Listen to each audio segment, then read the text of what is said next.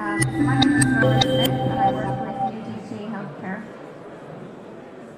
So for those of you who weren't familiar with our business, we actually previously would have been better known as United Drug, only just down the road here in City West. That was our heritage company, and we, over the years, bought a number of other businesses, and then last year we sold United Drug, and we're basically all of the other businesses now better known as UDG Healthcare. So for those of you who don't know, as UDG Healthcare, we have about 8,000 employees worldwide.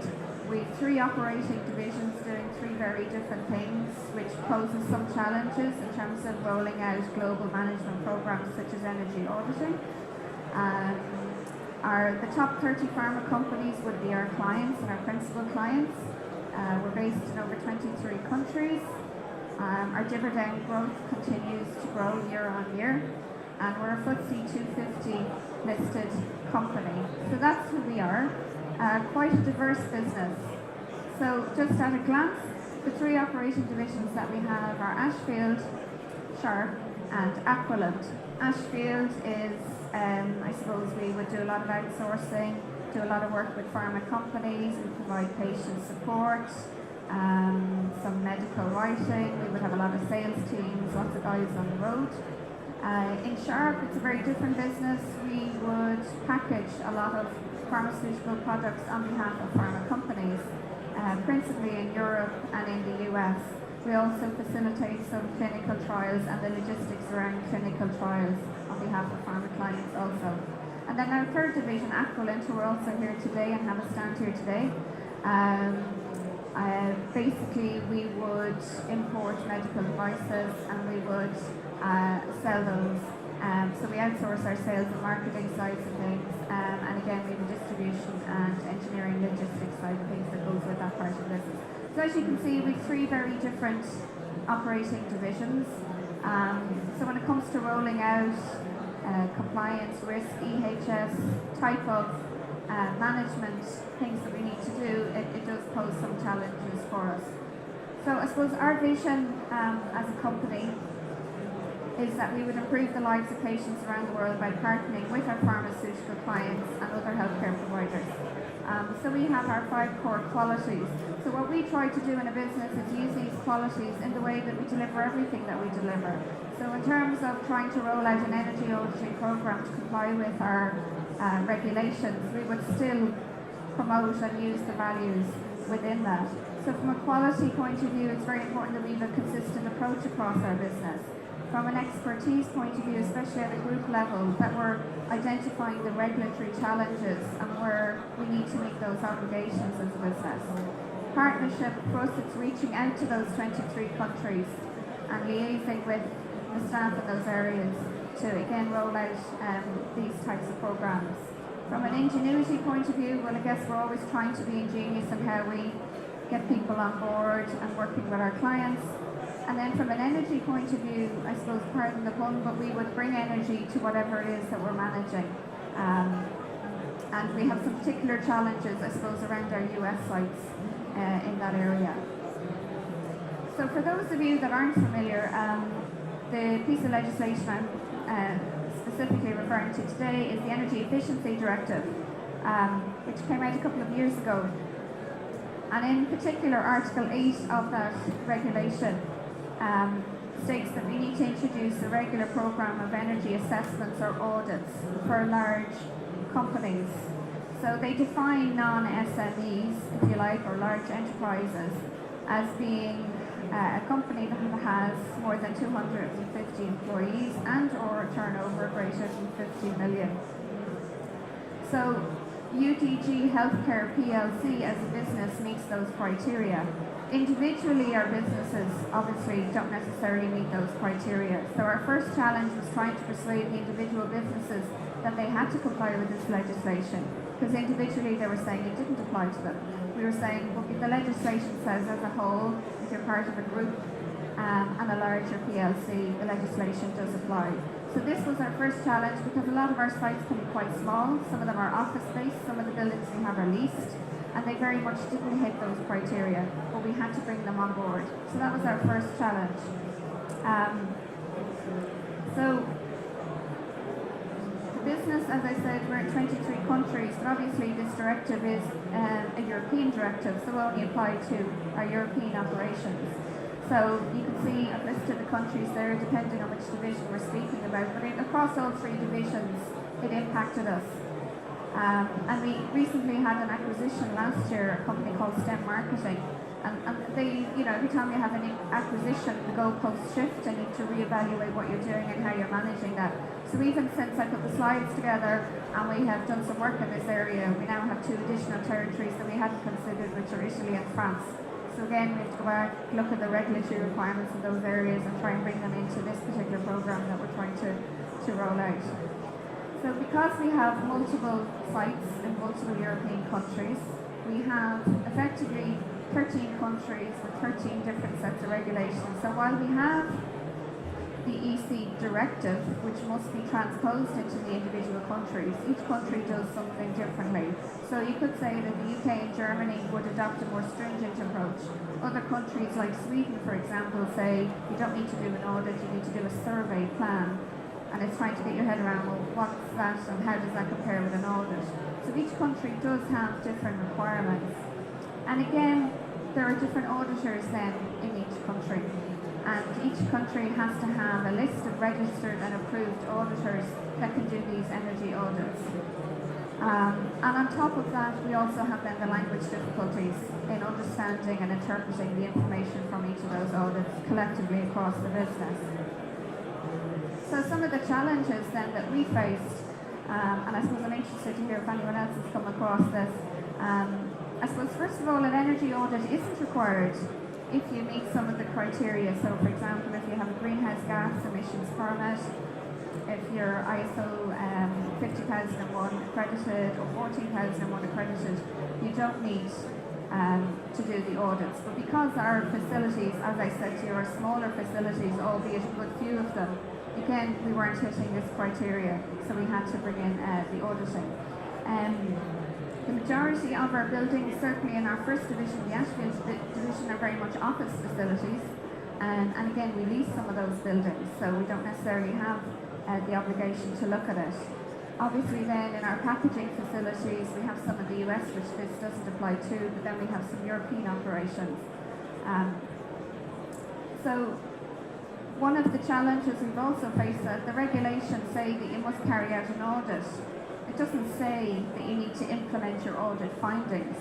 So you go through the logistics of organising the audits and hoping to implement the findings from those audits. And then the challenge is to actually persuade the business of the benefit of doing that when they're saying to you, well, we've done the audit, we've hit the criteria, we've met our obligations, and we'll leave it there.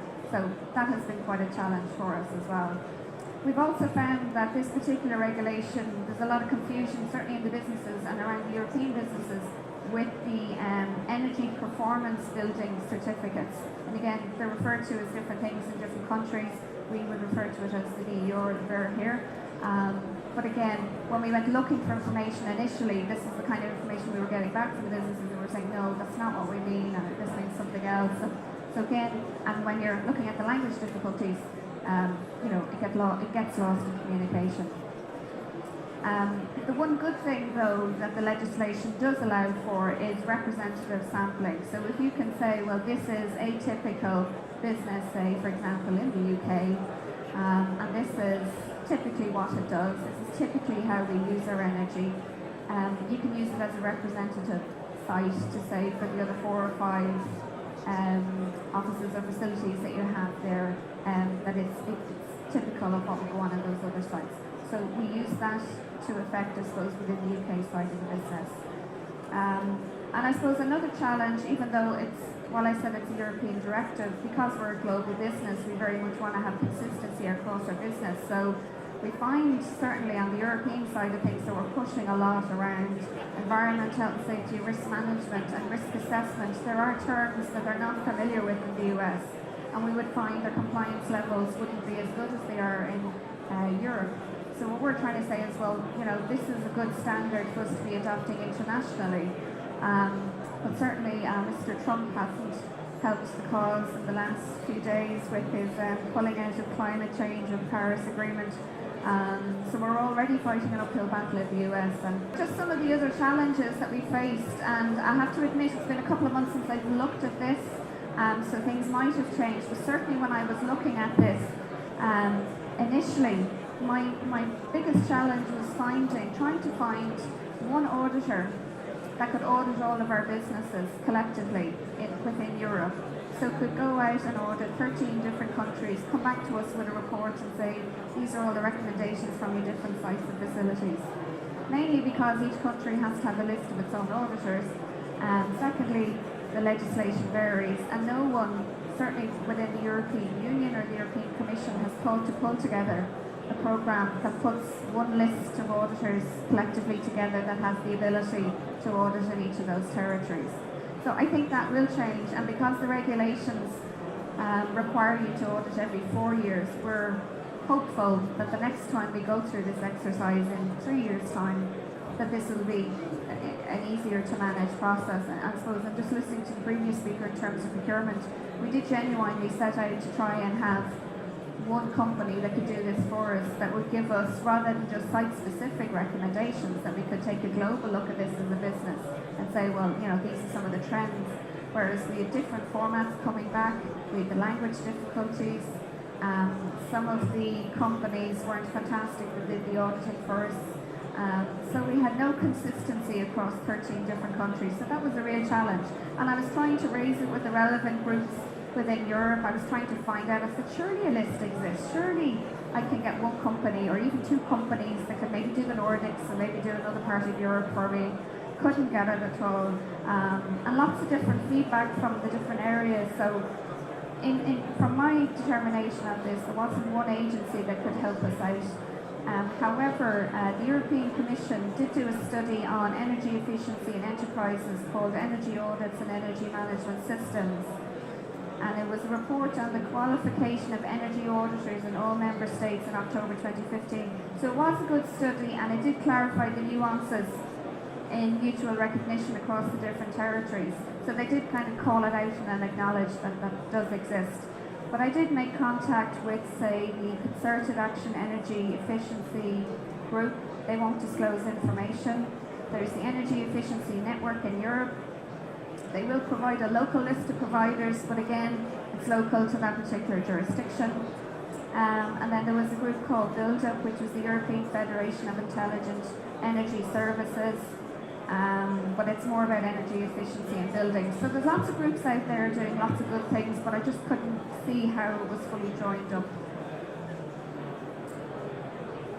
Okay, in saying that, we do believe while we had our challenges, we have made some inroads in this area. So potentially, if each of the sites implements the recommendations from the different reports that we have potential savings in kilowatts of energy.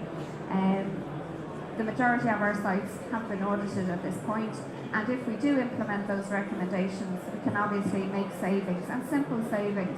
So just to give you a flavour of some of the things, and some of it is very simple, and bearing in mind that, as I said, we have different divisions, different types of business activities going on. Some of our buildings are very old, some are much more modern, so they vary significantly. But we've done things like phased installation of LED lighting, remedial works on heating systems, manual controls for thermostats, switch off policy, simple things like turning off the lights and PCs in the evening, and trying to get staff engaged. We do have one of our Aquilent sites applying for ISO 14001, so again, that'll improve things on that particular site.